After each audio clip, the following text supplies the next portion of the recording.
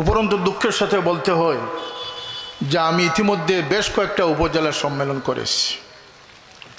প্রত্যেক জায়গায় আমি স্থানীয় নেতৃবৃন্দ, সাংবাদিক, প্রশাসন সকলের সহযোগিতা পেয়েছি। এমনকি আমি বিভিন্ন জায়গায় পুলিশ প্রটোকল আমি পেয়েছি। কিন্তু আজকে জকিগঞ্জে বড় অসহায় অবস্থায়, যেমন এক অপরিচিত মানুষ হিসাবে আজকে আমার এই প্রোগ্রাম করতে হচ্ছে। আমি জানি না আমি জানি না যে আজকের এই এত সুন্দর নুরানি পরিবেশের একটা মাহফিল, যেটি সকল মুমিনের কাম্য হওয়া উচিত।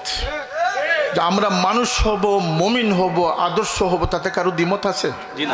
এটা নিয়ে গাত্রদাহ কেন, গায়ে জ্বলে কেন? প্রশাসন থেকে আমাকে বাধাগ্রস্ত করা হচ্ছে কেন?